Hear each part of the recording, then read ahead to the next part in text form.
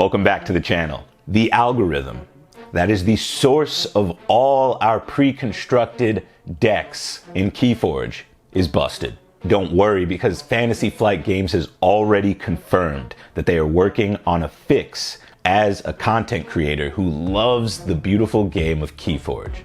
It is my responsibility, my duty, to show you all of the great ways to stay occupied with Keyforge during this hiatus. Today, we're going to talk about Keyforge Adventures. You're watching MisterBoardGamer.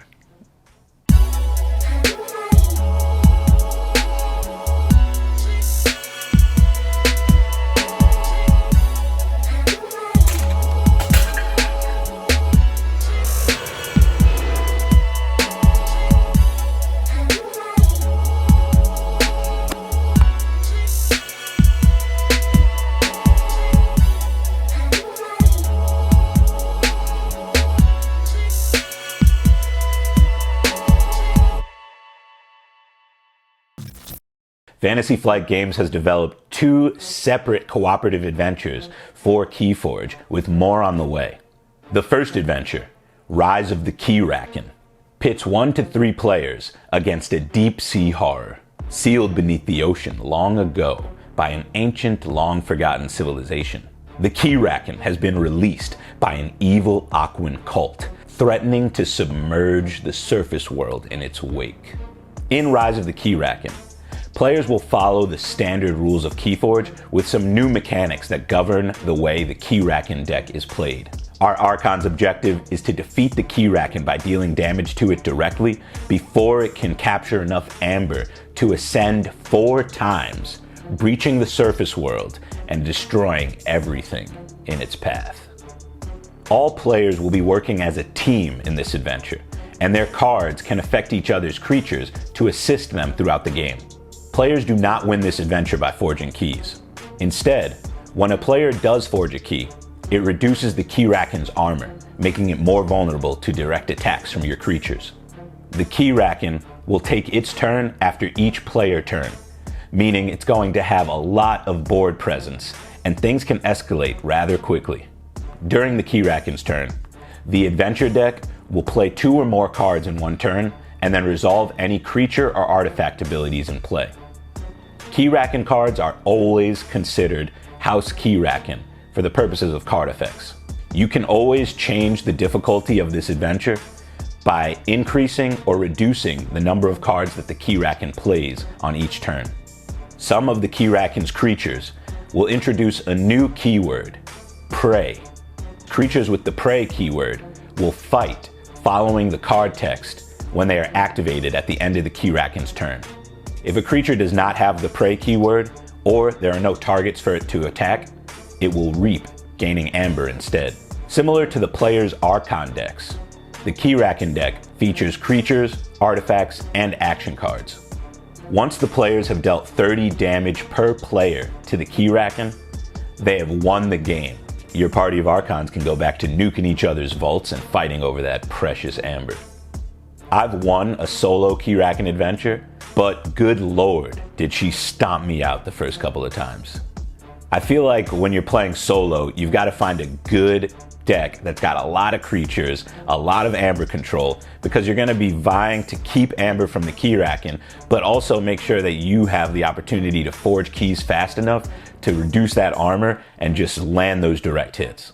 The second Keyforge adventure, The Abyssal Conspiracy, Into the Depths, continues the story of the mysterious enemy faction known as the Worldbreaker cult. They are using a sonic device known as the Vault Binder to retrieve their evil twins from another dimension. During the game, players are working to defeat the conspiracy of evil twins, which is represented by a new adventure deck. Just as the Keyraken was collecting amber to ascend to the surface, the conspiracy is collecting amber to unlock the Titan's Gate.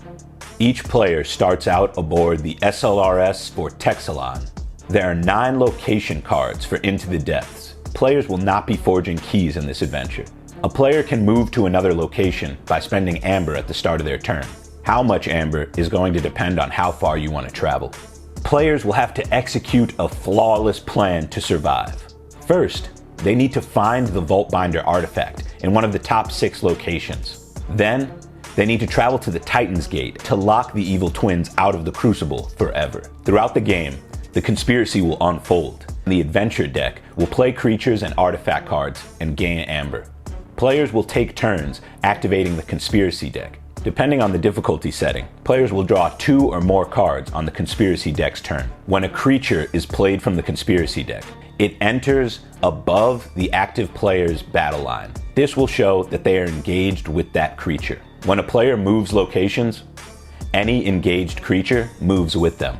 When you draw a conspiracy artifact, it enters play ready and stays at the location where it was drawn. Instead of forging keys or ascending to the surface, the conspiracy of evil twins will attempt to unlock a seal by spending amber at the start of its turn. The amber cost will gradually increase for every open seal. If the conspiracy of evil twins successfully activates 5 seals, unlocking the Titan's Gate, it could be the end of the Crucible as we know it. There's definitely space for a broken algorithm joke here. But my favorite new feature of the second adventure is that it added mobility to what was already one of my favorite strategic card games. That's the sort of mechanic I definitely look for when I'm picking up a cooperative card game. Anything with positioning, when it matters where my team is located and how we move around each other, gets me hyped. Keyforge already has important positioning with where you place creatures on your battle line, whether you use effects like deploy, which allow you to put creatures in the middle of your battle line, but I think this adventure really takes that positioning mechanic to the next level. I hope that this video is a nice reminder of all the great ways to enjoy Keyforge during this hiatus. If you've been on the fence about jumping into the glorious game, that's all I'm gonna call it from now on. It's just the glorious game. Watch the rest of my Keyforge videos. I don't know, what's the point of me making these if you're not gonna play the game? Play with me. Support all the awesome content creators who are continuing to cover Keyforge and find new and fun ways to talk about it during the hiatus.